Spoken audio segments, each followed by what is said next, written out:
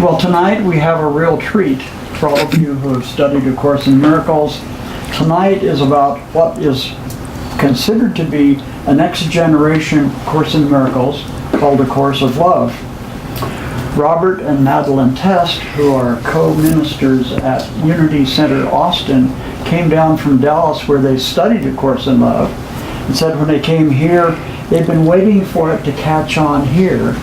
And they're doing a discussion group once a week at their location, Unity Center Austin, and just a kickoff for here as well. So Madelyn and Robert Test are real heroes of the New Thought movement. They've been involved in it for decades. Where did you get this? Good. That's Is good. it not true? Go ahead. I like it. I like it. Yeah. But more or less than that, whatever, they are both NLP masters, neuro-linguistic programming. Yeah. Do consulting and training for corporations and nonprofit groups, and one of them is a channel and does past life regressions. You're not going to tell us which one? I figured out, or channel it, or whatever. You can talk about it if you want to.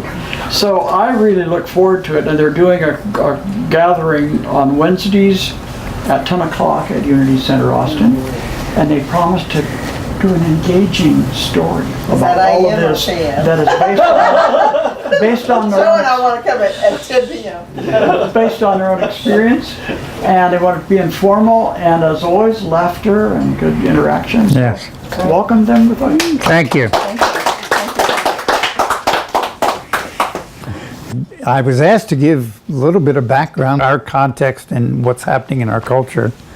Madelyn and I, 1978, I was sitting in a car on the way from Montgomery, Alabama to Mobile, Alabama.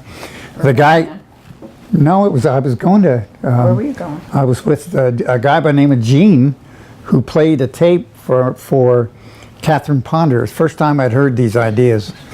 And my background was growing up in a very, very fundamentalist church. We had prayer meetings at home Wednesday, every morning before.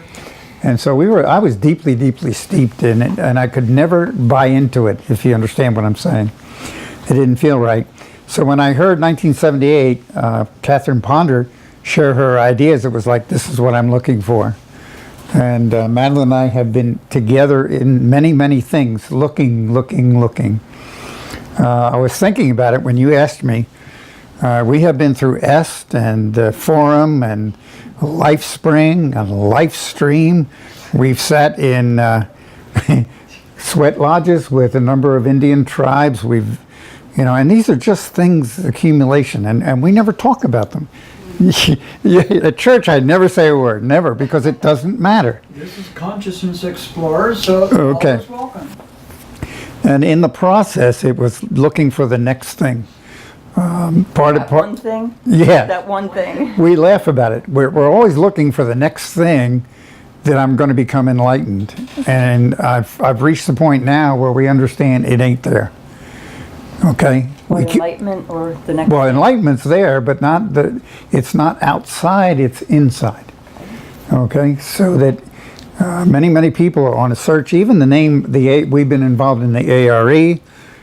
She spent a week at ARE learning her hypnotherapy and past life regression work. We spent a year in mentoring with a lady who is considered one of the most accurate intuitives in the United States. And we still, okay, so it's continued searching. Madelyn became a student of A Course in Miracles in the 80s. We were in Richardson, Texas, I think, at the time. And frankly, for me, it was confusing. That's why, Dana, I was saying, trying to do it by yourself is just amazing. Now I have a different perspective on it, and I understand a little bit better. But she is grounded and absolutely loves the Course in Miracles, okay? And for me, it took me a while, but now every Saturday morning I'm in class with A Course in Miracles. We got involved in A Course of Love up in Dallas. There's a marvelous minister up there. Her name is Kay Hunter. Kay Hunter is now 87. She comes to class on her walker, and she'll stop and talk to Yeshua in the middle of her conversation. So she's amazing. She is teaching A Course in Love, and she has 36 to 40 people on Thursday afternoon, something like that. So, and we were surprised when we came here in the fall of 2014 that no one had heard of the Course of Love, because we had been involved in it for about a year in that context. And most of the Course in Miracles classes that we were involved in up there had gone over to the Course in Love, just kind of like spontaneously. I see it starting to happen here now, and it's very, very interesting. Just a question. Question, anybody? Yes. When did they make that transition? From the miracles to the Course in Love? Yeah. What they did was, in one of the bigger classes, what they did was they still studied the Course in Miracles for half the class and then the Course of Love for the other half, and it just slowly evolved where they wanted to get into the Course of Love more and more. So it took it over. So it was an evolvement over probably months to do it all in the Course of Love. Yeah. What year? Well, it had to be 2014. Yeah, it had to be 2013, 2014. Okay. Because I left there, I started here in August of 2014, okay? Was that when the book came out? No. It was the published date. The 2014 is the published date, and it had just been come out at the beginning of that year, so that's what was happening at that It was time. written, how It was written, it was written like 15 years ago, and it was published in another form, much like the Course in Miracles was published, and then a major publisher took it over. Same thing has happened with the Course of Love. But we Course in Miracles people have to just, don't show me anything else. The Course in Miracles is the way. So a lot of people, are still that way, that we don't want to look at anything different. So it just took a while for it to evolve. Like the Bible. Yeah. Since you bring that up, see, A Course of Consciousness is in the Bible if we interpret it in a metaphysical way and not an actual way, but that's another story. There's nothing else. Yeah. I tell people read the red letter edition of the New Testament at least 5 times, and maybe some of it will start sinking in. I told Oliver that I was going to bring another book. The Course in Miracles, this is the current Course in Miracles. This is class is still going on. I'm in a class every Saturday morning. Because say again? Here in Austin? Yeah. At Unity Center, we have a class Saturday morning and Sunday morning. Lee Vanderveer, UCO, is our facilitator. So, And he knows it by heart, I think. has anybody been in class with Lee? Lee is a master. He really is. He quotes it, and if you say something, he'll say, "Well, let's go to page 234." Okay. So if you ever have a chance to be with Lee, and anyway, that's Course in Miracles. Now, However, Lee's starting to read the Course of Love. yeah, he's going to be in our class Wednesday. You all come here every week? Say again? We live here. Yeah. We have a condo right in the parking lot of North Cross Mall. Right back there. Okay, so we're close here. I did want to mention another book, The Way of Mastery. Nobody in Austin's worked with it at all. And Way of Mastery. Anybody heard of it? Have you? Yeah, the West Coast, Northwest. There's big, huge groups, and it really is a good read. We were in this for about a year before we got into Course of Love, and it's simple. It's much simpler than A Course in Miracles, and it has a system to it that works. But it's not as, let's call it, complicated as a Course in Miracles. Who wrote it? It was channeled by a guy by the name of Mark. These people that do it don't talk about themselves. So, Mark Hammer. Okay, H-A-M-M. The organization that sponsors this is the Shante Christo Foundation. So you can go online, ShanteChristoFoundation.com. So there, in the last 50 years, there have been 3 major works channeled.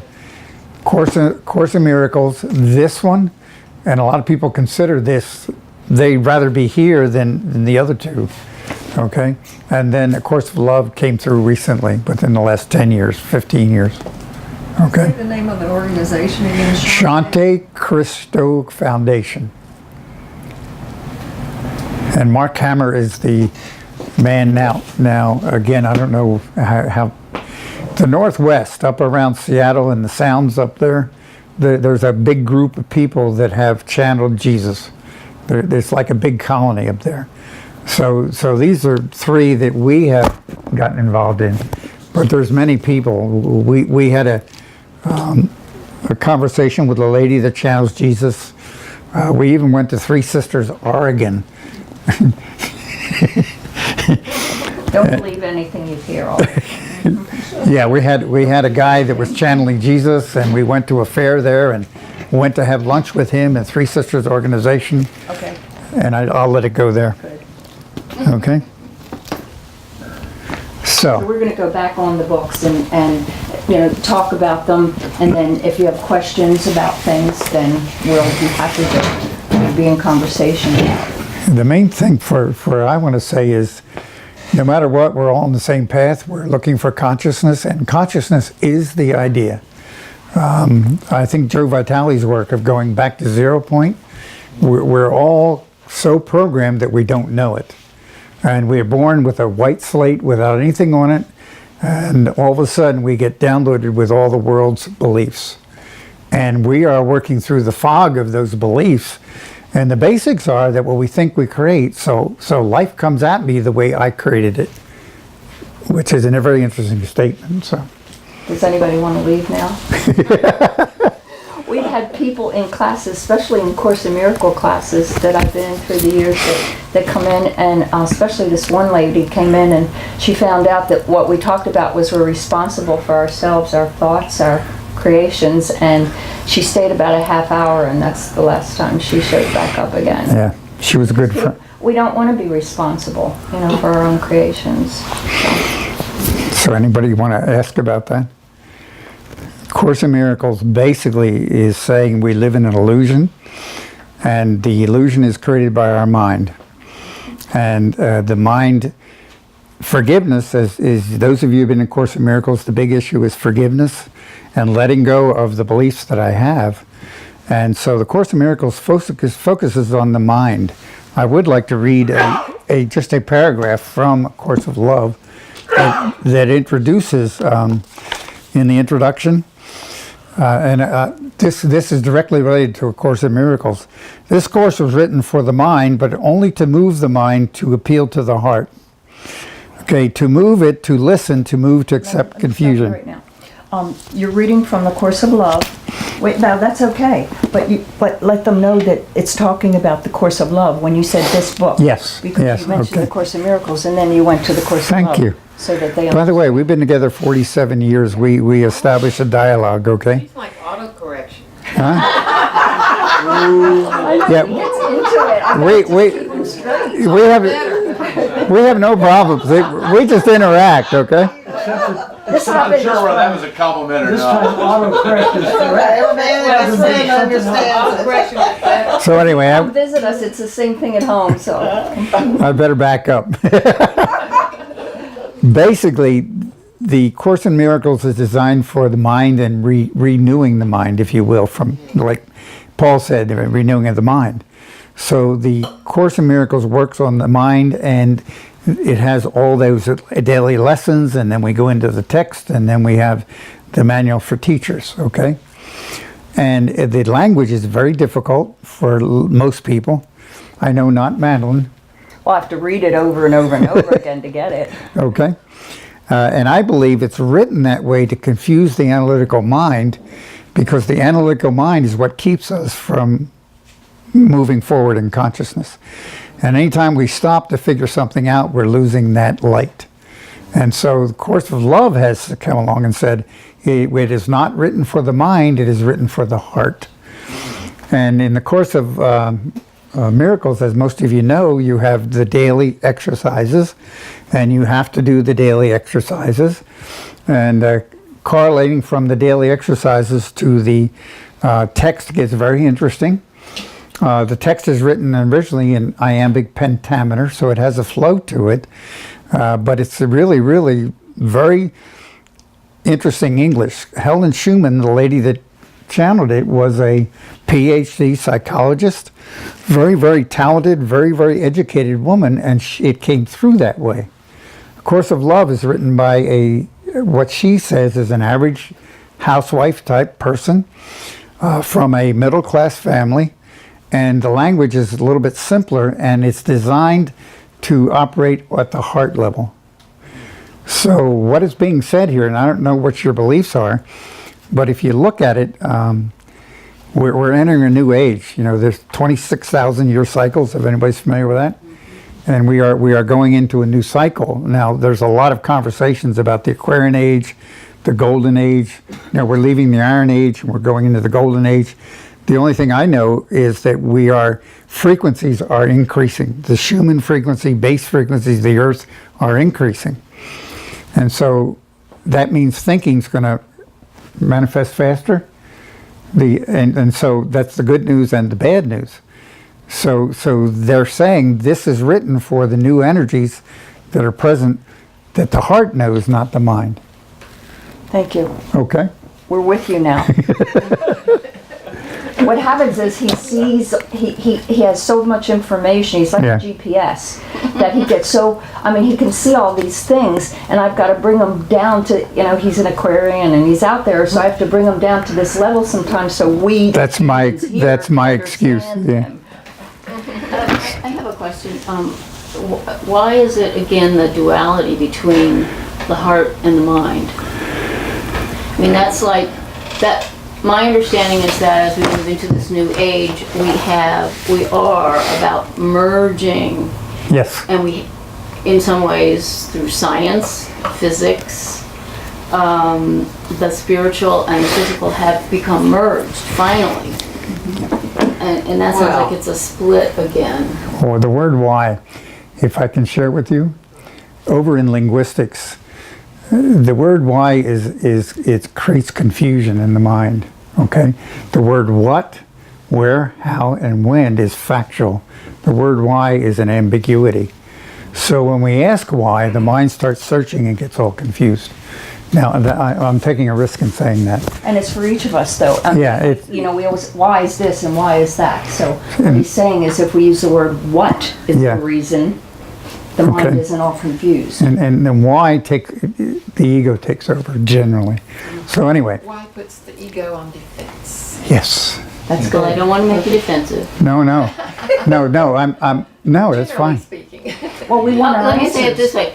Can you explain the duality when the rest, all the stuff I'm reading is bringing that together after like 2,000 years? Depends on what you're reading. A lot of things. Okay, now the Heart Math Institute, are you familiar with them? No. They're in Seattle. They're out on the Northwest. I'm They from Seattle, so I... Okay, they are a organization for a number of years now. They've been studying the heart. They've been looking at the heart and the mind and how it correlates. And the new work is the heart knows. Okay, the mind is controlled by the ego. The heart could be more controlled by spirit. So they are showing that the heart gets information a split second before the mind. Yes, Chuck. One of the things that they talk about at the Heart Math Institute Good, thank you. is that in the creation process, the heart is the first part of the body to be developed. Yes. And it is from the heart that the mind evolves in the body as you have been conceived before you're born. And I think I've thought a lot about that. And Yes. all the smart people say that, it's all up here, but it's not. See, that's the shift in thinking that's occurring in our culture. Okay, now even the, and I'll bring up this subject and relax. You can say anything in this group. It's okay. Yeah, but if you take a look at the balance, the gender issues are coming up. This has happened before. It's been a patriarchal culture. Now all of a sudden we're shifting to matriarchal, okay? And it's creating tension. and I believe that's heart-based. Okay, so we are now going into the heart frequencies, and the mind is still conditioned by all the junk we've learned all these years. And in counseling, one of the biggest issues is getting people to be honest about their upsets, their anger. We did a vision quest at church on Sunday, getting rid of all the stuff, and all we did was write. There were people fired, there were this happened, that happened, and we had to get it out, put it on a big piece of paper, and we burned it. But the mind wants to hang on to all this stuff. The heart knows. Thank you. I'm just curious, I had heard, I love the Heart Math. They're doing great work. They really are. I had heard at one point, not from Heart Math, somewhere else, that the tongue is connected to the heart in some kind of actually physiological way. Yeah, I don't know that. Okay. I don't know that. I know our NLP background, linguistics is very important. What we say to ourselves, especially non-verbally, okay? So, and the way we phrase things is vital to what we create in our life. Okay?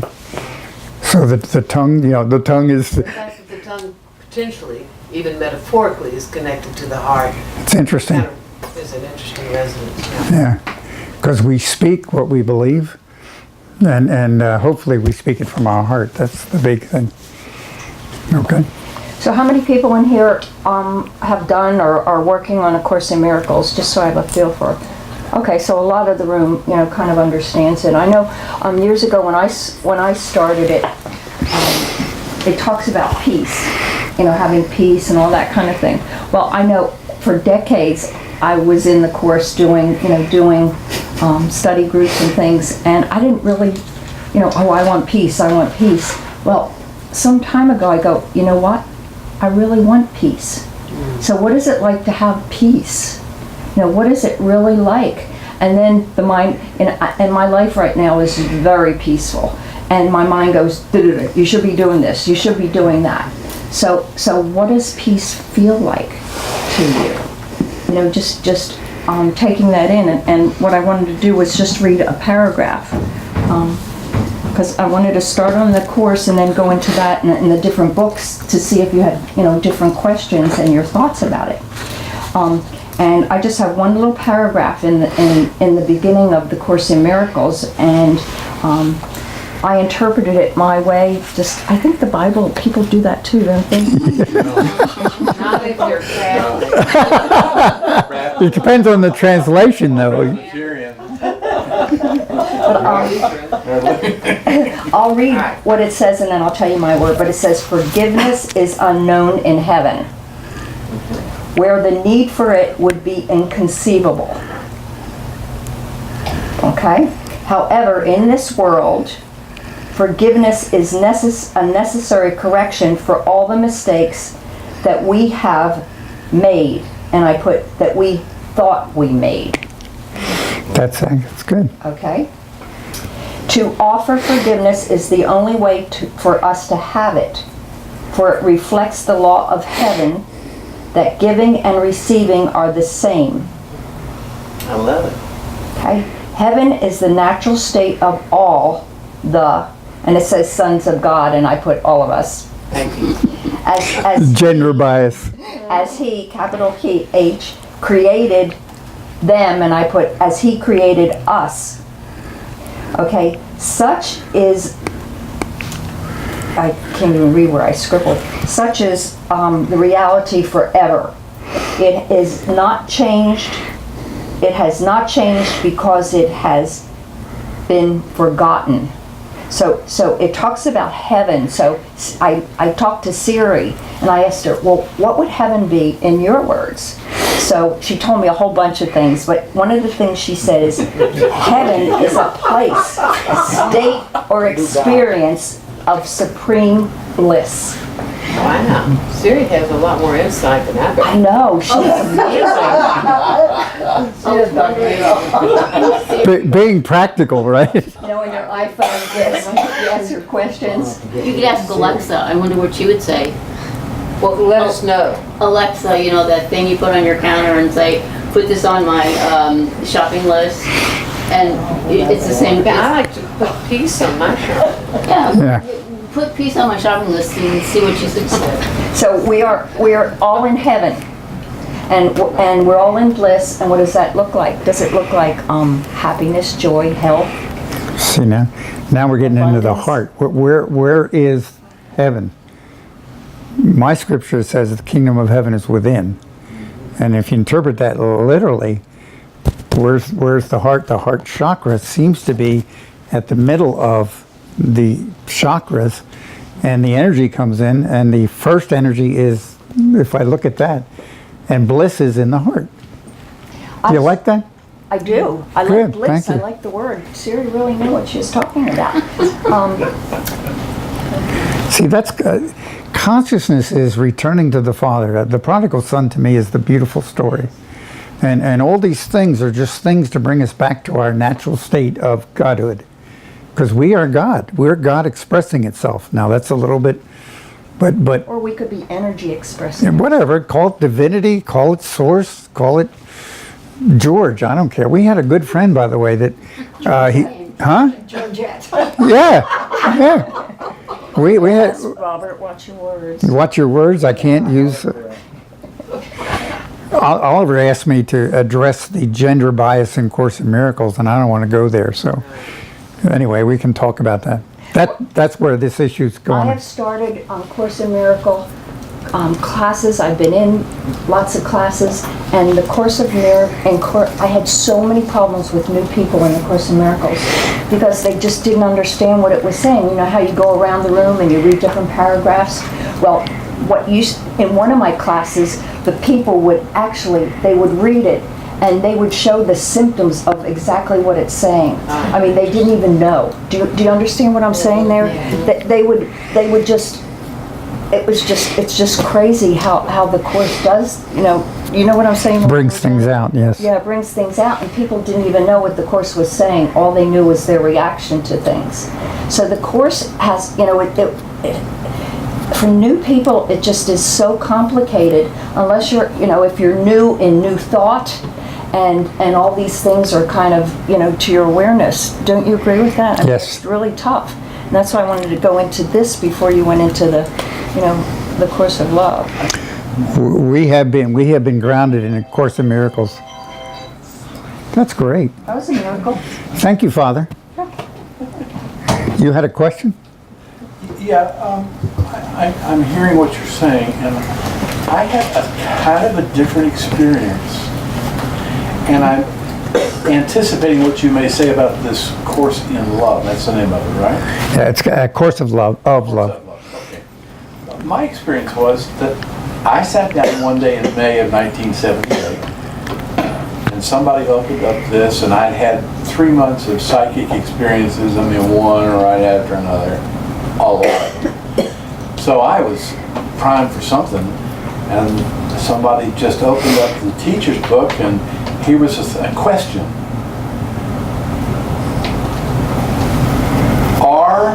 What the question was? Now you're talking about A Course in Miracles. Yes. Are psychic experiences real? That was the question in this teacher's book. And the answer was, of course they're real. Yes. You wouldn't think that God would only communicate on the one channel that everybody recognizes. And I was like, oh, I got that.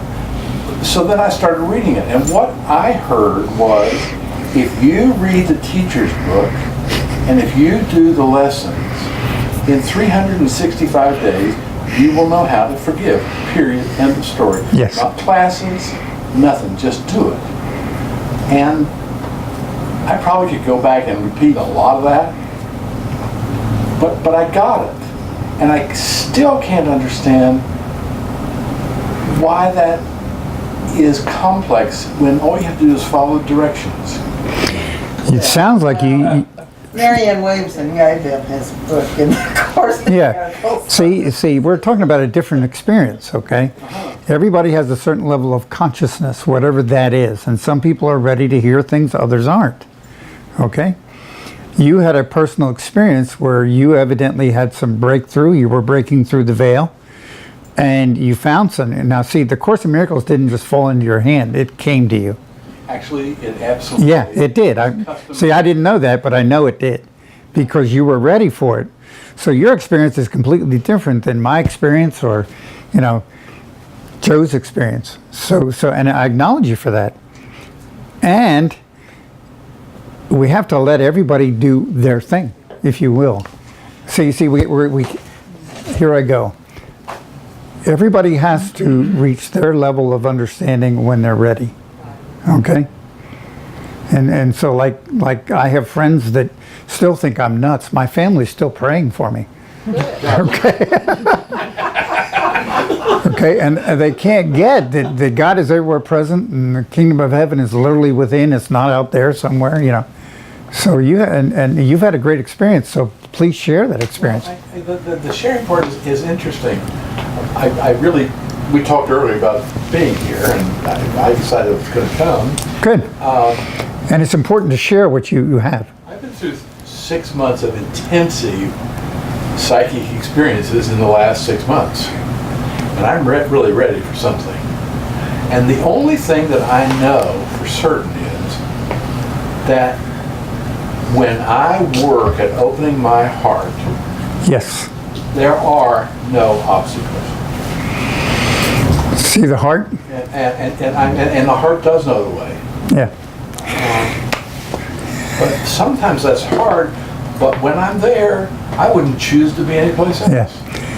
Chuck, you're describing the shift from the mind to the heart.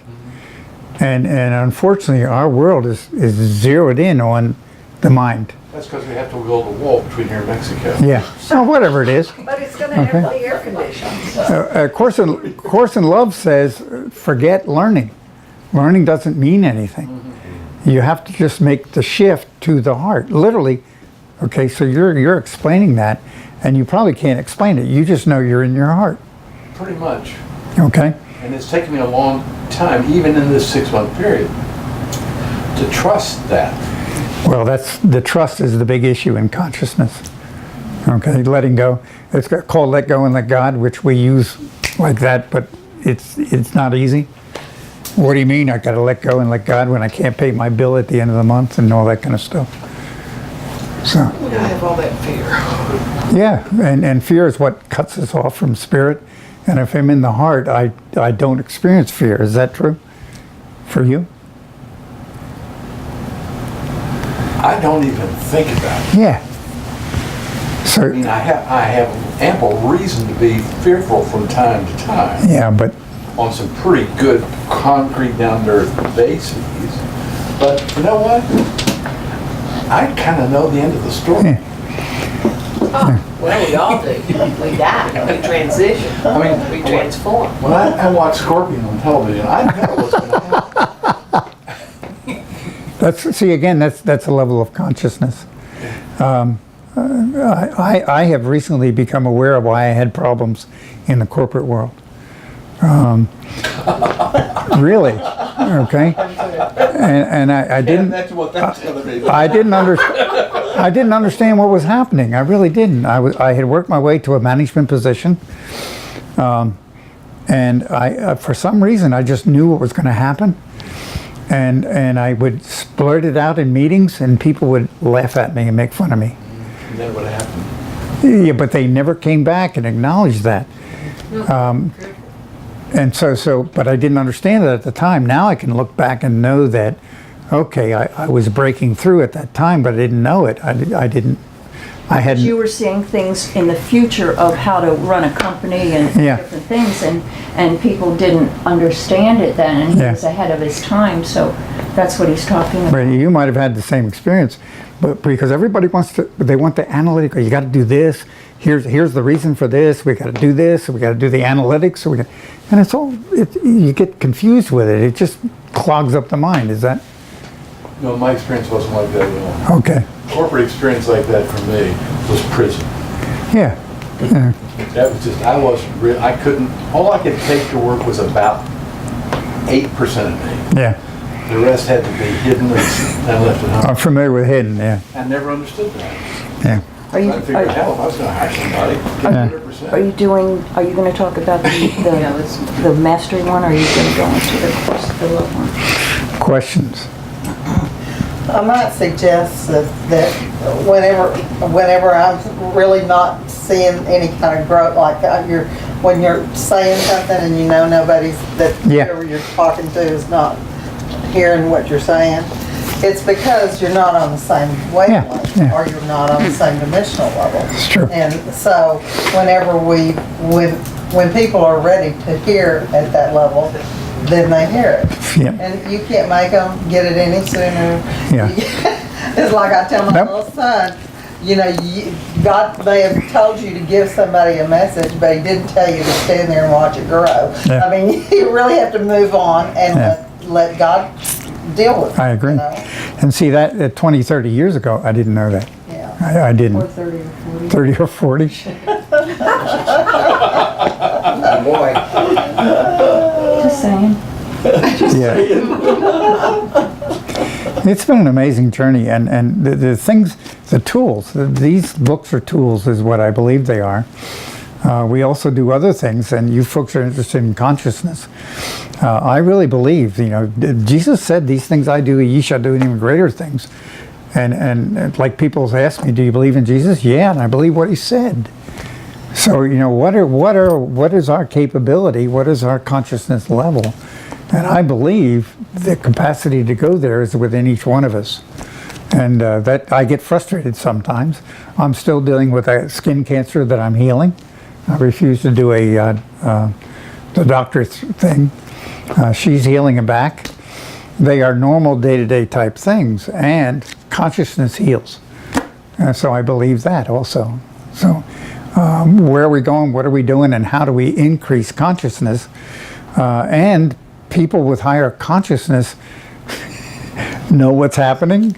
Okay, and do you ever notice people are calmer when they have a better understanding of consciousness? Don't worry, no anxiety. I don't know what you're talking about. And we're all human beings on a path, finding our way back to the Father is what I believe. And we all have different ways. That's why consciousness is so important in the process. Course of Miracles, A Course of Love. A Course of Love, we do have the books there because we purchased them, and we're now involving the church in this. We have been amazed at the outcome. One of the big things that I ask is, like everybody's got new deals. I keep hearing about this, and we got to do this. Okay, how's it working? What outcomes are coming? Is it working in people's lives? And that's the main thing. Course of Miracles has really changed a lot of lives, and I've seen it happen. And I'm seeing a similar type thing in A Course of Love, because it's taking the next step to the heart. And the heart, the idea that there's nothing to do is a difficult one for us to take in. Chuck, if you just go in your heart, things, you know what's going on? I don't mean to put you on the spot. To reveal that, but yeah, I feel like I do. Yeah. Yeah. And I'm not. Yeah, I do. And I'm curious on this Course in Love. Is it organized in lessons, daily lessons? No. No. It is it is 3 books. Each book has its own flavor to it. There are no daily exercises. There's no. The way and Madelyn talked to the publisher, spent some time on the phone with them. And what they suggest is you read the last chapter in the book, the addendum. The addendum came in back through Mari about a year or 2 after the book was published. And they had experience with groups trying to make it work. We had a group start at Unity Center, and the group didn't like the word you. There was too much, and you are doing this, and you have that. And in the addendum, it gives you things to look for and what the outcomes are of your time with the book. So the book is in 3 books, okay? There are no time, there's no exercises. What they suggest is read the addendum and then read through the book. all at once. Now, not at the same time, but don't get all involved in going off on tangents and trying to figure things out.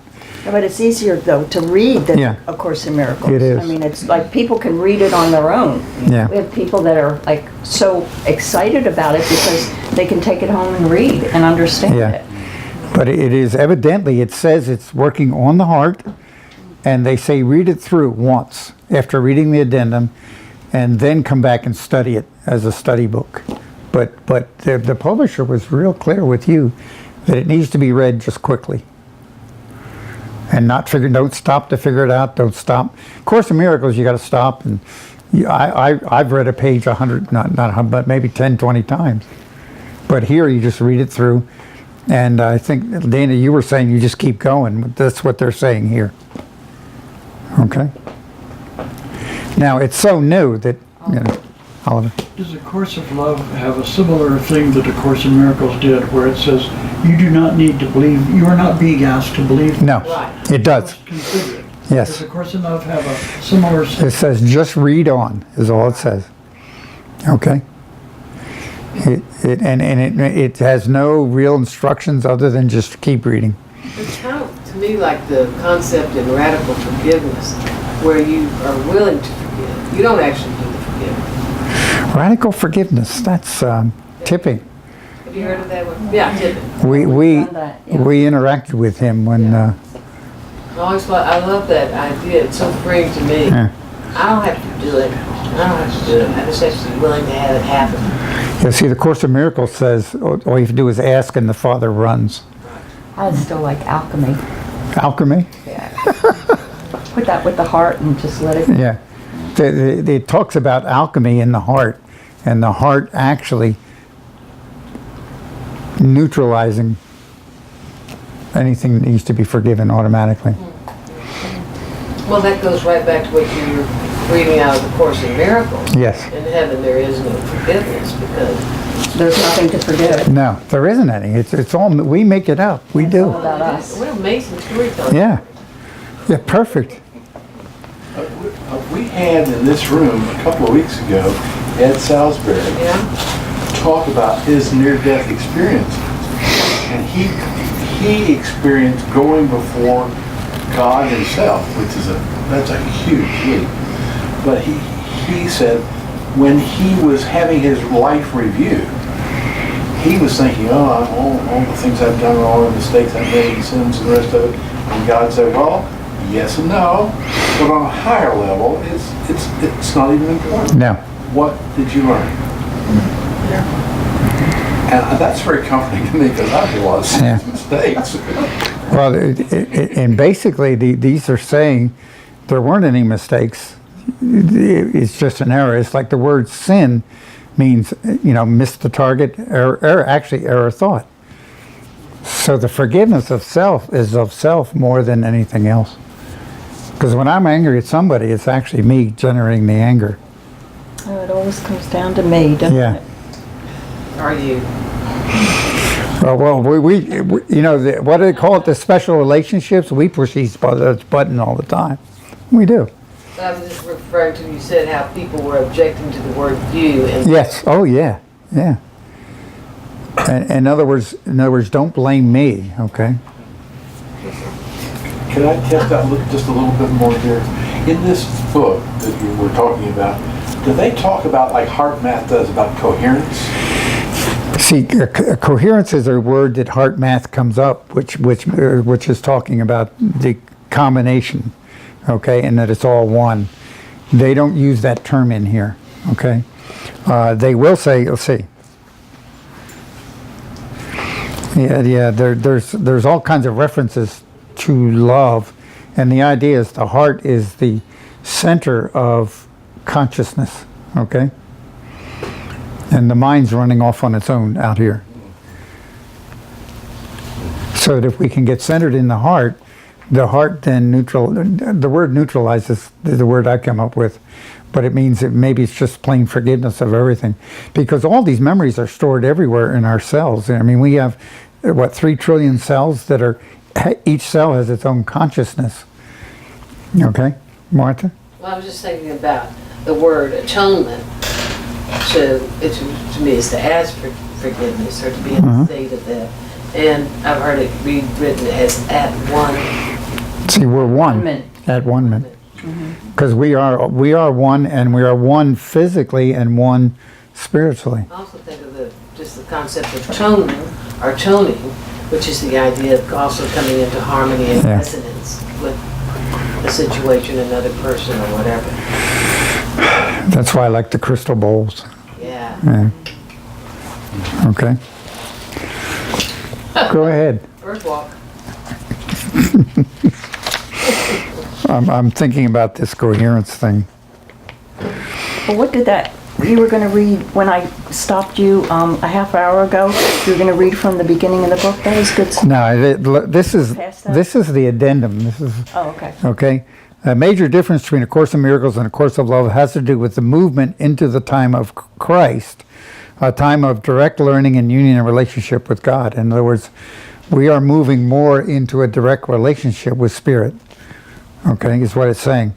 The word learning is loosely used here, for no learning is needed in union in the heart.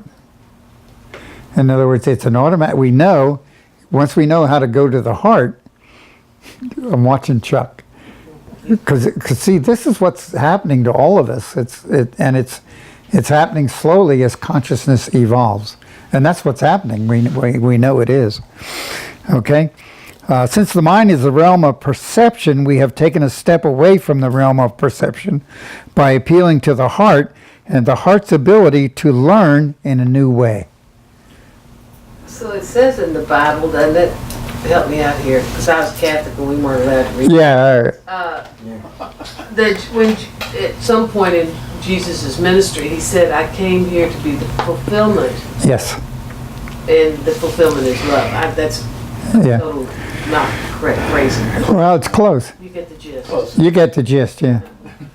But and Jesus, you know. 2 centuries later. Yeah. 2.5. Yeah. Well, it's like, I am the way, the truth, and that's I am. See, in Genesis, Moses asked the name of God, and he was told, I am that I am.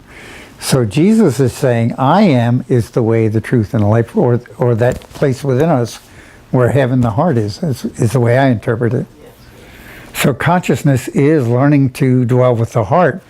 And I've spent years trying to cram stuff in here. Okay, any book that came out, I had to buy it. Any class we had, she got tired of books and classes, and okay, because it's looking for something that's out there, and now it's here.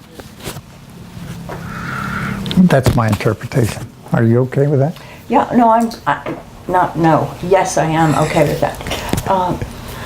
One of the things that I think that happens, though, to some of us when we're reading things is the words, like it can say God and Christ and all that.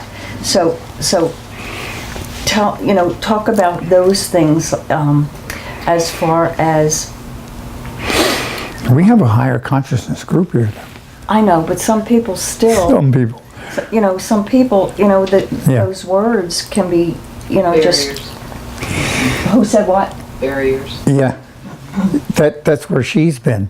The word God was, this entity out here that's going to get you if you don't do this. Or she grew up in a household where they watched her. Her mother used to sneak behind her when she went out. All that kind of stuff. So God was that force that was going to get you if you didn't be good. And a lot of people have that buried in their subconscious. So. With the person I was working with, I'm a therapist. Oh, good. And, she comes from a Mormon background and was leaving Mormonism, and I was asking her if she had a spiritual practice, to pray or meditate or whatever, and she said she was having such a hard time with God because of this little. Yeah. So all of a sudden, in the middle of the session, I said, Godness. And so we started using the word Godness, which made it big. Good. Then just And God not God not goddess, but godness. And because so many times, even as you're talking about it, you're making God. Yeah, you put God in a this box. little Yeah. person, but it's not. It's No. a big experience. It's a very And that, intense. But anyway, so I just wanted to. Thank you. Yeah, it just Yeah. came. See, that's it's just one of consciousness. those things Yeah. that just came. Whatever resonated with her was the word to use. Well, it's like Lord. Okay, what is it, Lord in metaphysics? What is, Unity's beliefs are that the Lord and law are the same thing. In other words, we're dealing with the law of attraction when we say Lord. That's yeah, so sometimes we'll use that word, because it turns people off when we're doing counseling or anything, What kind of therapy are you in? What do you mean? You're a therapist. Lots of therapists. Style of therapy. Oh, what style? Yeah. Well, I'm a psychologist and I work with Good. couples and individuals. I'm a master NLP person. Good, Trained good, good. with Albert Ellis, so I have a Yeah, lot of. I got it. You got a lot of background. Yeah, yeah, The shindu is in the sugar. Yeah, exactly. yeah. See, that's But perfect. I have to tell you one of my favorite little Course in Miracles stories. I bought the book Love Is Letting Go of Fear to give to one of my. Jumplowski's, yeah. Yeah, because it's just, and so I bought 2 copies and I said I'm going to read it with you. So anyway, it's really transforming her. But with this other person who I knew I had one shot with her because she was checking off coming in before she went to see the lawyer to divorce Yeah. her husband. And so she sits down and she said, I said, well, okay, what brings you here? And she said, my biggest fear is that if I go through with this, I'm going to live to regret it. And I said, look me in the eye. Yes, And I said, do you want to come from fear or do you want to come from love? yes, Totally shifted her. yeah. In that instant, she said, wow. And so Did she it was divorce? just, huh? Did she divorce? Because she could still divorce in that state. Well, I don't know. The story's not over. No, it's But it was it's in just progress. really helped her to Yeah, realize how much she was just dragging everything in fear and just because she had a lot of love and she has a spiritual background, but it just gave her that shift that she needed. So you bring up the interesting point, though. We want to put God in a box, or we want to put, and that's all subconscious. We don't know we do it. And the story is that each one of us, you are God incarnation sitting here. And that's the consciousness, the belief. And so we're much bigger than we have any idea, really. so a belief turns off the reticular activator? Yeah, okay. Oh, okay. Are you familiar? You bring that up. You want to talk about it? No, you do. He explains things really, really well. He really does. Is anybody familiar with the reticular activating system? In the back of the brain. Yeah, it's at the base of the brain. It's part of the reptilian brain. The reticular is net-like, and reticular activating is switch. So it means it's a net-like switch that turns off and on at the base of the brain. It's the fight-flight response, and it's what gives us information or shuts down information. Basic philosophy of psychology. And if you don't believe something, it doesn't let information through. So we've all been conditioned. It's like the word God. If I have conditioning that God is going to get you, then any conversation about God is shut down. There's a lot of examples of it. If you've ever decided to buy something, well, a big example is you buy a car and all of a sudden you see the same car everywhere. Or you decide to do something and all of a sudden information starts coming in. And until you make a decision and believe something, you don't get information you need for that. The brain actually shuts down information that is you don't believe or that you don't want to know. Okay, it only lets information through that you believe and threat. In other words, if you see a tiger coming down the road, you immediately go into response. Chuck? I had an antidote for that given to me by a friend who was a Buddhist monk. And he said, all of the teachings of the Buddha can be summed up in 3 words. Come and see. Yes. And you think about that, you say, well, that's pretty simple. Yeah. No, it is. You have to, if you're gonna go, and if you're gonna see, you're gonna have to see what's there, not what you bring with you to see. Yeah. The issue, though, is that this system is there to keep you from going crazy. I'm told that you have, and maybe you have this in your background, but 4 or 5 million impulses a minute, possibly, that could come in. So it has to be shut off, so you only get that part that you need. So we are so conditioned that we don't know what we believe and what we don't believe. I've got she knew I threw these in the bag, so I want to share this with you, just for kicks. Okay, everybody there? And all it is a simple little exercise to show us how conditioned. Okay, so I'm gonna. You want one? Here. Don't look at them. Don't look at them. Just put them in upside down. I'm going to do this exercise. Okay. This is really interesting. If you've seen this before, please don't share it, because it's been around for years and it's a normal psychology thing. Okay. Oh, there you are. Hi. Hi. I'm Robert. Hi, Robert. I'm Janet. Hi, Janet. Another Janet. We're sitting next to each other. Yeah. Again. Okay. Ace of spades. Okay. Now, here's what I want you to do. Now you can turn it over, and I want you to read the statement on the card once. Just read it, and then put it down. Okay. And now you think I'm going to trick you, so you're going to be very careful. Okay. Put it down. Okay. All right. Now, when you pick it up again and look at it, I want you to count the letter F. How many F's are on that card? Okay. And I'm supposed to give you only 10, 12 seconds, but I'm going to give you a little bit longer. Okay. So. Okay. Put it down. Okay. Now, I'm going to ask. I'm going to start counting is what I'm going to do, and I'm going to ask you, just let me know when I hit the number you saw, okay? So anybody see 1 F, 2 Fs, 3 Fs, 4 Fs, 5 Fs, 6 Fs, 7 Fs, 8? Okay, so we obviously have a problem. Are all the cards the same? I don't know. Did you come with different cards? No. Okay. Check them again. Put on my glasses. And no conferences, okay? Oh, you were tough. Okay. Okay, I've seen. Does anybody want to change their mind? Yeah, I will. Okay. Let's go back. I still see something. Okay. No, wait.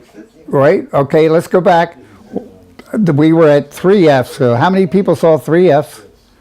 3 Fs, 4 Fs, 5 Fs, 6 Fs, 7 Fs. We still got a confusion. Okay, now, remember I told you that conditioning at the subconscious level is what happens to us. Most of us in this room have learned to read phonetically. So what I want you to do is, and I've done this literally everywhere. And I've even had people willing to bet me $100 of their number, and I won't take their money. But when we were conditioned, we learned F. But now instead of counting Fs, I want you to count the word of. Count the number of ofs on that card.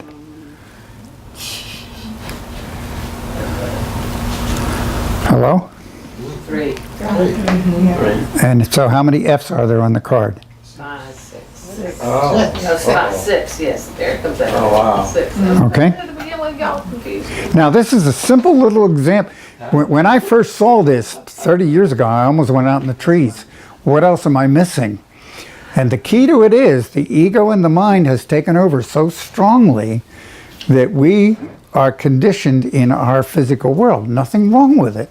It's who we are. But most of us have learned to read phonetically, and the word of is OV subconsciously, not OF. Okay, now may I have them back? Okay. read it. I was at 5, I missed one. Stupider than I am. Now, I'm stupider than you are. no, there's no, it's conditioning. People that do a lot of writing, people that do editing, okay? Some people learn to read backwards when they edit, and so you're conditioned differently, okay? I cheated, I read it backwards a second. You want one? Okay. He was left out. Oh, you were smart. How much longer are we going to go? How much longer would you like to go? Well, I need to go home soon. Well, feel comfortable to leave. Leave whenever you want to. Yeah, I don't want to miss it. thank you. We're at an hour now. Nobody's told me how long I'm supposed to, Oliver? We generally go to about 9. Q&A, oftentimes we like to end with the plus delta about what did we like that happened tonight? What would we see? Okay. How would you go another time like that? Okay. All right. Dana, thank you. I'll sneak in. Blessings. It's 5:30 this morning. May I say namaste? Namaste. Thank you. It was so good to meet you. Nice, thanks for sharing that. So anyway, anybody have comments on that? I don't know that I think it's related. That whether our quest is a spiritual one or a mind one, say for example physics or mathematics, one of our major limitations is our language. Yes. We have to translate what's in here into words that somebody else has to interpret, and we hope that they are interpreting it the way we intended it, which is it's a far cry. But that's one of the things they say that is one of the major limitations of mathematics. Like, you think 1 and 1 is 2. Except in the base 10 system. But there are other systems of counting in which that is not true. So even mathematicians and physicists have wrestled with the limitations of their instruments, Yes. as well as the limitations of their language. Yes. And that applies to our quest for spirituality, is to try to convey these things. We have at our disposal our words, our language. That's okay. Excuse me. You finished? The word becomes, how does it land in somebody else's mind? Yes. So the humanness of us is limiting. Is what we're saying is what I'm hearing. Mm-hmm. So what is happening now is there isn't anything out here. In other words, my thinking creates everything that I'm experiencing. So maybe that's the direct connection to the heart idea. In other words, spirit knows if I learn to trust spirit, okay? And out here is information, no matter what, no matter how great it is colored or distorted by the humanness. But you still have to get that to another person. Now, may I? Yeah. For what reason? To share that. See, I am, and it was the conversation we had earlier, my job is to work on my consciousness, and as I raise my consciousness, my energy shift people around me. And so it's not, I can't do anything for you. You have to learn to do it yourself, but I can support you if you ask. Well, one of the reasons I came to this group is that I have nowhere to express these concepts. The average person out there, they're just in another place. They are. And so I am able to expand my vibrational level, if you will, my resonance by sharing with another sharing. and getting Kind of feedback. like group meditation versus meditating alone. Yeah, Say that again, Martha. Group meditation versus meditating alone, both are good, but often people express, even without any words Yeah. being said, that the group consciousness. conscious, kind of like heart math interaction. Yeah, and it's like the we've had some amazing experiences.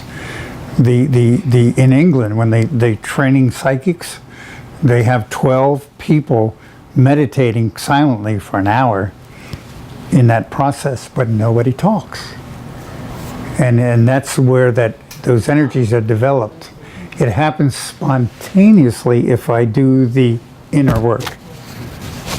She wants to find somebody she can do their work, you can share that time with. Yeah. She wants the other 11.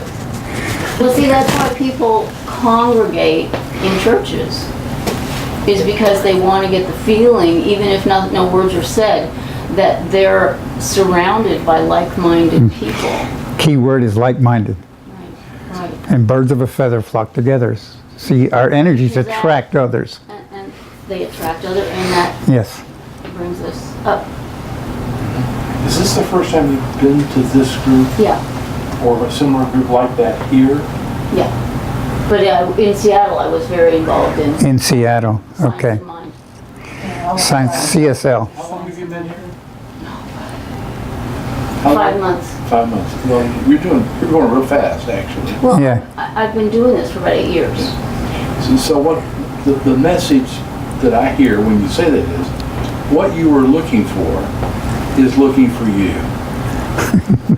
And look where you are. See, you is here. Is that proper English? Did you, in Science of Mind, did you know Dr. Sarah Akins? What? Did you know Dr. Sarah Akins? No, it was Center No. for Spiritual Living. No, that's okay. Sarah Akins was one of the founders with the original. There were 3 of them that founded. We studied with her when we were in Coeur d'Alene, Idaho. What? No, I want to talk to the Science of Mind. I'm a science mind practitioner. Oh, good, great, marvelous, marvelous. See again. Huh? You is he, I see, I is here. Yeah. You as you. Science of Mind. The most, what he said was, there's a power for good in the universe, and we can utilize it. And we are it. We are it, and that's the key. There isn't anything else. That's where she goes nuts with me sometimes, because that's the big message that I've got to get. So I'm here to inspire myself to become that, but also to help other people get it. But I got to do it for myself. First. Well, Always. Code, What? you can travel together. We're always walking each other. Yeah. Yeah, but the consciousness, I can't help anybody else. I can only help myself. It's almost like you can't help anybody else directly, but by raising your, whatever you want to call that, Your awareness. your being level, you Mother you Teresa. affect those around you. And that's what Science of Mind is saying, is that we can affect the world by By who you are. how we raise our being level. Terrence McKenna, bad boy. Terrence McKenna used to say, we are one substance, in his case, Yes. naturally occurring psychotropics. Like, That's great. or Itasca, whatever you call it. Ayahuasca. Ayahuasca. Thank you. Okay, I've got a source. Anyway. Illusion. The great. We are one substance or one thought away from our next step in evolution. Yes. And that belief, that's where we are as a culture now. That's what it's saying. Yes. Things are changing. And why is there so much anger? Because people are starting to realize the truth for themselves. And it's polarization, huh? The falsehoods upon which they've lived. Yeah. It's very, that's a trust issue right there. It is. I mean, all the things that I've held certain. Yeah. Yes. Yeah. So the political situation right now, bring it up. The political, huh? I had that happen to me. like your your psychic experiences. I had a situation, it was a Wednesday. It was 2 o'clock in the afternoon, and I had, through some other work, had May I bring up yours? come to this And that you had to thing work with Carol. that a totally There's new no awareness reason. of myself and how I think. See, I don't know where he is. And it was like the floor opened up underneath me, and it was I know. terrifying You have a for a mic brief on, I know. period. And then it started to come back together based on some of the things that I had learned. And I felt on firm foundation, a different foundation. That was just an amazing experience. Another part of this, all the anger coming up and the meanness stuff, it's being released Yes. because It had, we have to let go. We bring it up to see it and say goodbye, we don't need this Yeah. anymore. And then we're able to be at peace, in love with ourselves and everybody. and that's bringing it up to consciousness and letting it go. I'm sitting here thinking, and I don't know whether I have permission to bring this up. Probably not. Give it a try. Hint me, hint. Yeah. One of the things 92. One of the things that occurs as consciousness increases, and Chuck was describing visions and things that occur, and things come in fleetingly and then leave, or they stay. Madeline experienced those things for a while, and they need to be, it's kind of like getting the troops in formation so they make sense, and really understanding what the information coming through is.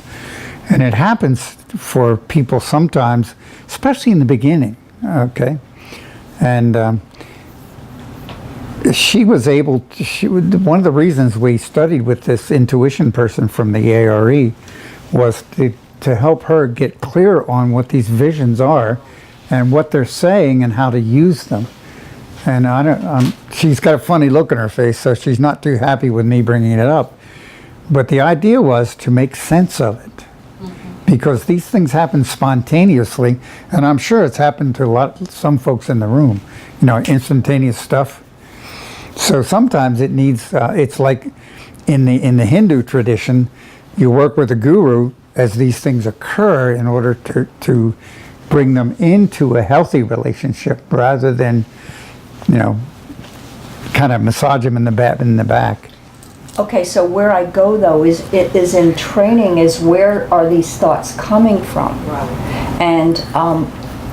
And they could be ego thoughts and we don't even know. So the important thing is to calibrate where they're coming from. So when we know we really got direction from spirit, is to watch where it's from. I mean, I get things here, I know that it's the truth.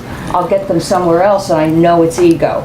So it's really important to be aware of where these things come from, because we can get so caught up in the world of believing things that are just so made up. Does that make sense? It's a great illusion. Yeah, well, it is all anyway. What is the but- thought behind the thought? Who am I that thinks this thought? Yeah.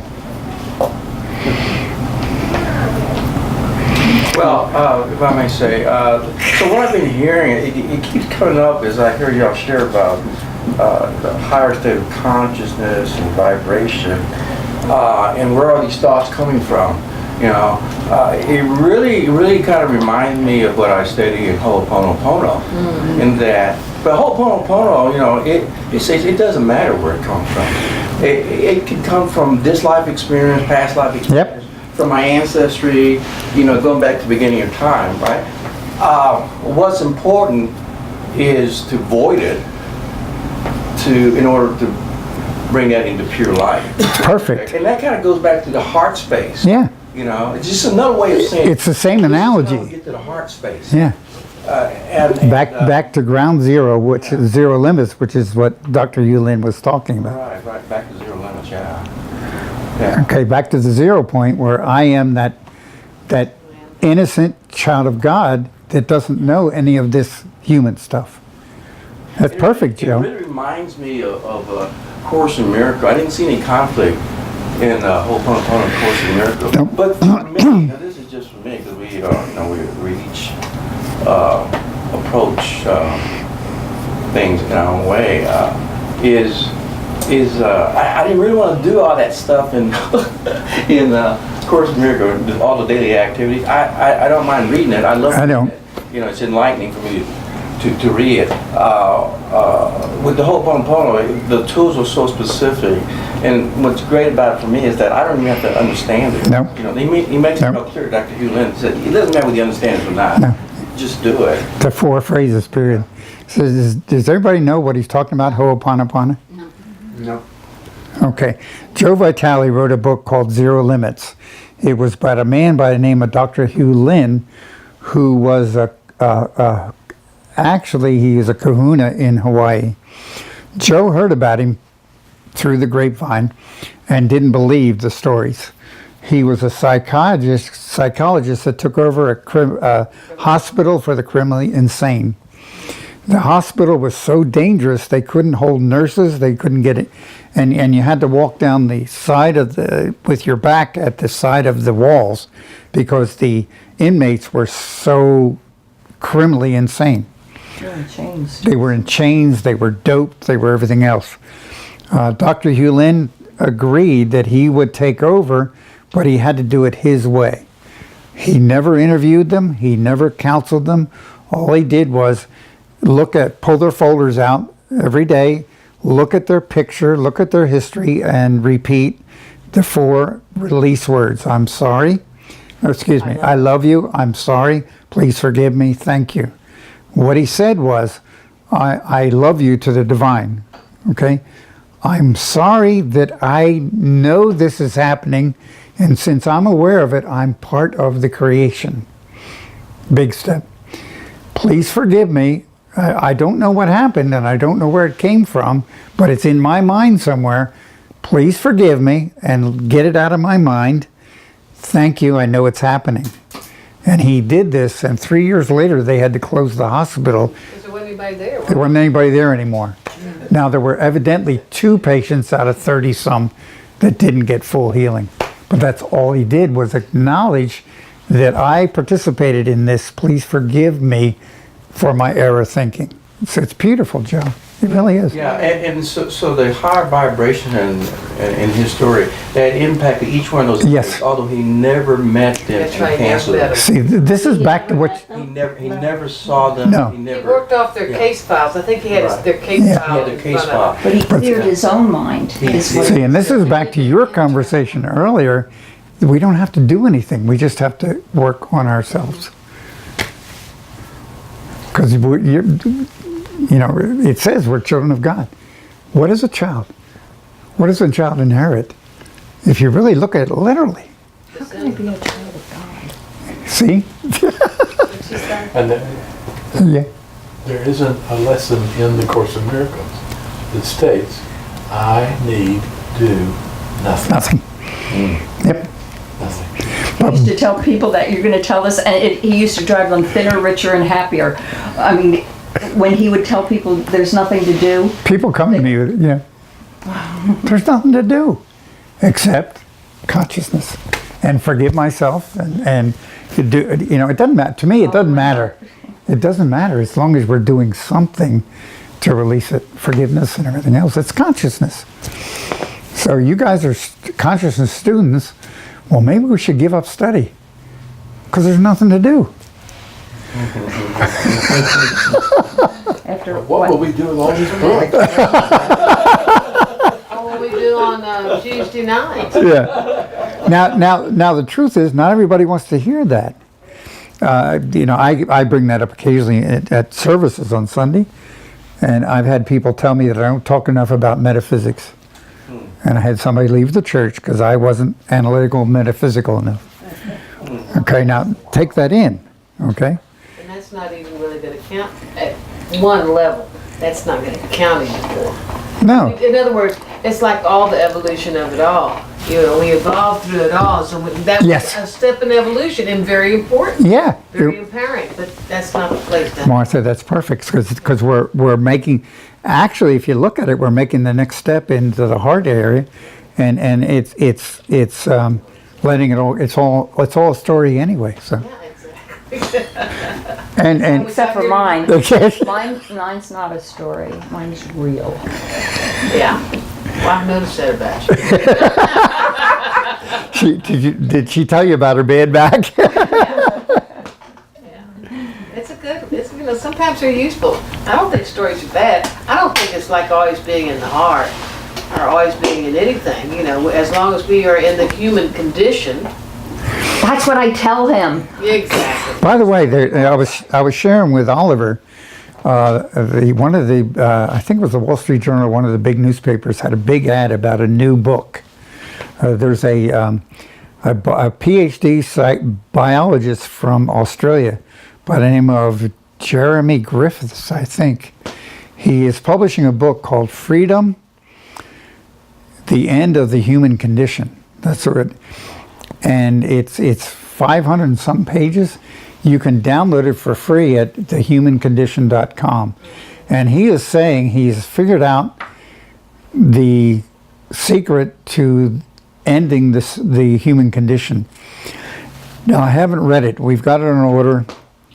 I read one chapter. What he is saying is the problem with humans are the only animals on the face of the earth that enjoy, at some level, creating pain in other humans. Okay? So he's saying what happened was we evolved to the point where we had thought and consciousness, and then consciousness took over and started running us, rather than us living in our Christ self, if I use that term. Now, that's all I know, but I was amazed at his conversation, and we have the book on order, so I'm hoping to get it. I'm not good reading on a screen, so. Do you know Janis Joplin? Yes. Yeah, I know of her, yes. She had a song called Freedom is Just Another Word for Nothing Left to Lose. Yeah. Yeah. Maybe Yeah. Janis had it. Yeah. Right on. Lesson 135 in the Course in Miracles says, when I defend, I'm creating attack. Anyway, and the reason I know that, we were just dealing with it this week.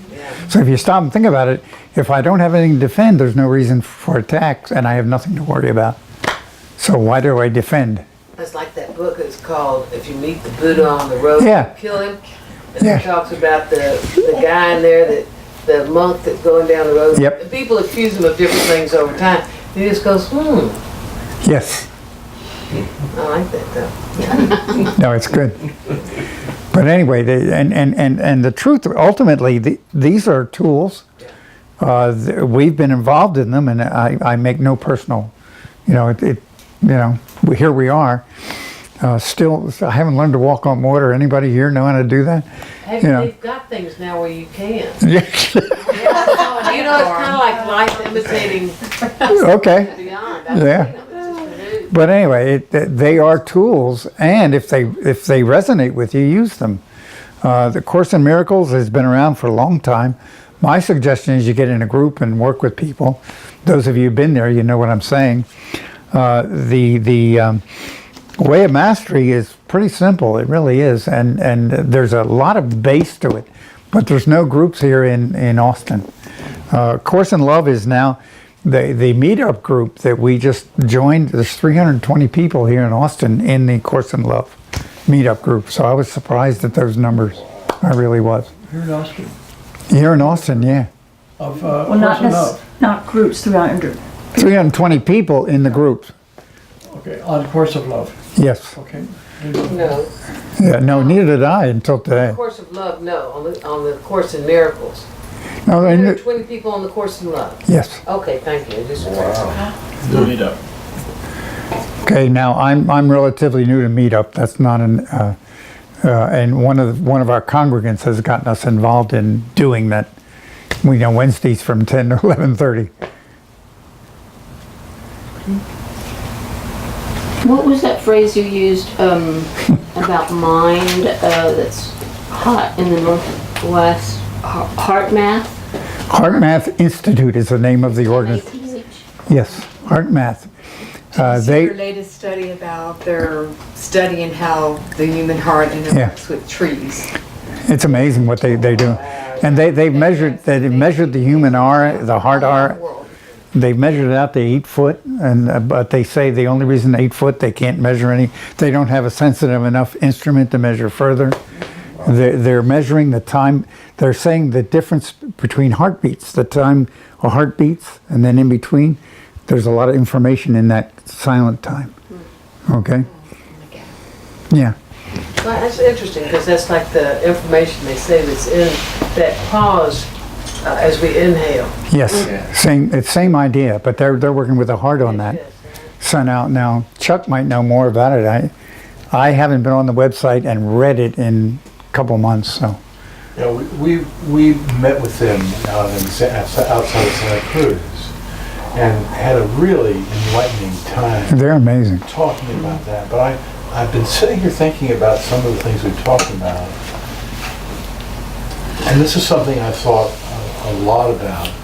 One of the classic, absolute, you have to use definitions of God is omnipresent. Yes. All present. And that means everywhere. Without exception. Without exception. And he's in the space between the atoms and the cells, and he's in the space between the universes that we can't even see. Yeah. God is omnipresent. Can I add omniscient and omnipresent, omniscient, and omnipotent? Yeah. The 3 characteristics of God. So all knowledge is already in us, all power is already in us, and the presence of God is within every cell in our body. But that's an easy one to forget for lots of people. Yeah. Well, yeah, like if you're a refugee. Yeah. Yeah, especially if you're trying to get it out of your country. Either way. Yeah. It's an unloving situation. Well, that's why I'm saying that part of the solution is getting rid of the victim mentality. See, if I keep thinking I'm a victim, I create more victimhood. And I actually spiral downward rather than spiral upward. So the encouragement, and it's very interesting because we're in that philosophical area politically right now. So, and what's in your heart? You know, what's It will take a great leap, though, for a refugee to believe that their attitude, that they can control their attitude. Yep. And it's true, we believe that, and I absolutely believe that, but a refugee who is in dire straits and is in survival mode, it's just very hard to move up to that level and to operate. Maybe. I'm not going to lock that down. Mother Teresa had a very interesting comment. She was asked, how can you work with lepers? They look terrible. She said, I don't see them as lepers, I see them as the Christ, and I know they can be healed. So that would be true of murderers, that's true of all conditions. That's the forgiveness idea, yeah.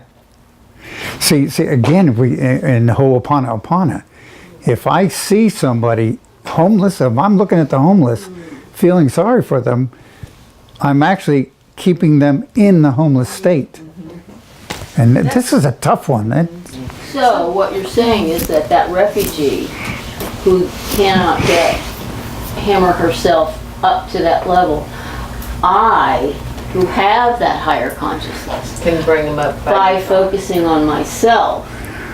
Seeing them in their perfection as the Christ. Viktor Frankl in Man's Search for Meaning, was you guys are getting all kinds of stuff. That's great. I love it. But he came in at a high.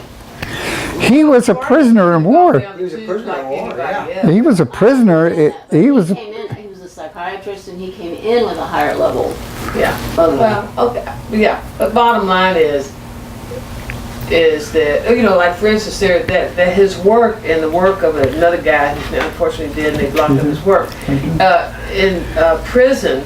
They used it in a prison in California. I talked to the prison educator about it, and they used Man's Search for Meaning, and then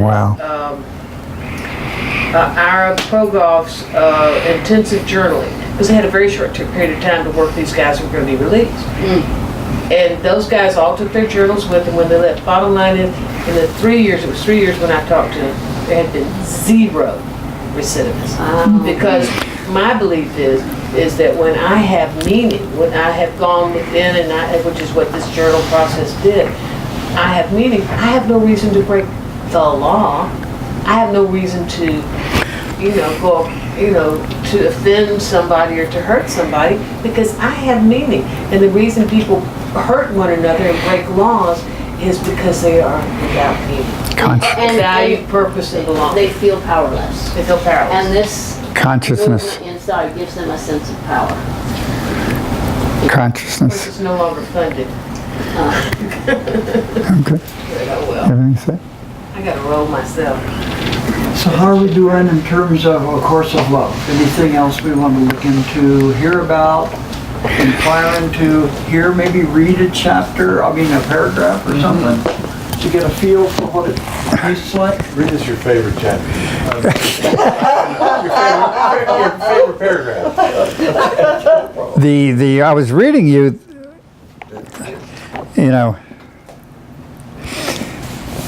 there's so much in here, and I was reading this today. This is the beginning of the third book.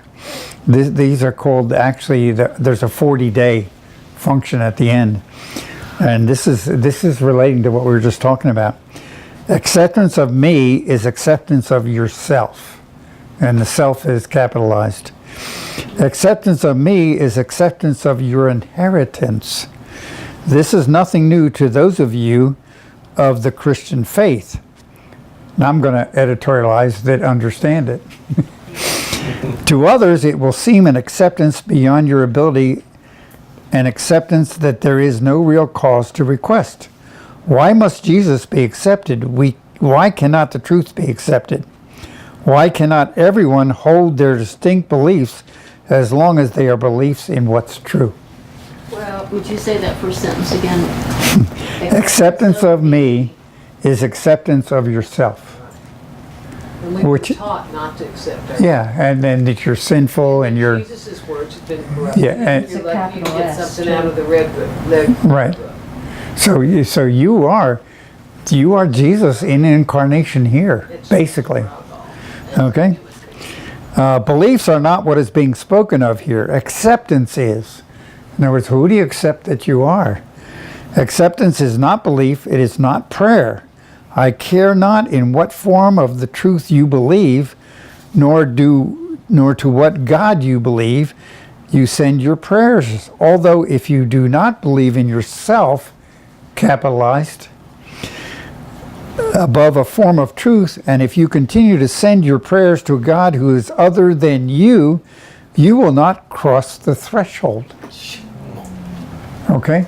Which is, in your heart, you are God expressing itself. And we have forgotten that. And this is why this, I want to read here again, if you're okay. Oliver? Oliver is okay. You betcha. This has been big for me because I've been looking for understanding for years. When you succeed at listening without seeking for understanding, without grasping for meaning, without applying the effort you're used to applying to study, you begin the transformation that is the movement from head to heart and from the separation to your union. In other words, when you give up trying to figure it out and you just be, okay? It's full of this kind of stuff. The heart math people have a saying that the distance from here to here is 18 inches. Yes. And it's the longest distance. Yes. And that's what they're saying is you don't know how to do it. And it takes time, but it's not learning, it's just a shift. It's big. Yeah. That's why they have shift networks now. You're right, and this is another one that I have this. The mind so hates to be confused, to be open, to remain open, and to not know, period. It desires, angers to hold it in one spot, and held there suffers the pounding of the sea of change, resists the current, fortifies itself against the storm. Okay? The mind will return always to where it feels safe and sure of itself, and so it goes nowhere and sees not transformation or creation or the new horizon that would defy its reality. And then it simply said, the mind cannot hold open the doors of the heart, and yet we turn within, turn to the mind, and show it where its openness. All the mind can do is rearrange reality. And this is the conversation. The heart is needed to guide the mind in a way that it does not desire to be guided, a way that is one of joining, a way that does not allow the mind's separate stance, its rules, or its right answers. The heart is needed because it is who and where you are and responds in love to what is one with it. We are all one heart. Amen. Okay? So that's... Could we meditate for about 2 or 3 minutes on just that last line, that last sentence or two, before we end up? Would that make sense? Meditation would be... You want to lead that, Oliver? Hmm? You want to lead that meditation? No, here's what... The mind wants to hear. We have reached a point where we really don't do too many more guided meditations because the mind says, oh, that feels good. Okay, and the silence is where the heart takes over. So if we can just, you want to take a... That last line about it's all one. Yeah. We've got to get that. And that, So how long do you think we ought to meditate? I'm used to 3 to 5 minutes, but 2 minutes might work. You going to set it? Maybe 4 minutes? 3 is a divine number, so that's fine. Thank you, Father, Mother, God.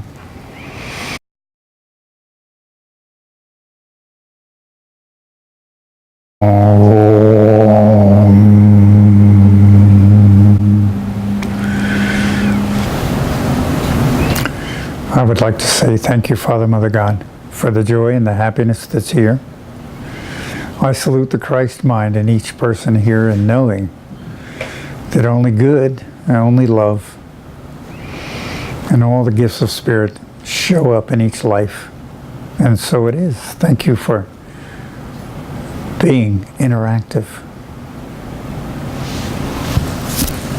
Thank you so much. And for once, I don't think applause is it. No, this is a consciousness group, and this is a group, and we came in here not to do anything other than share.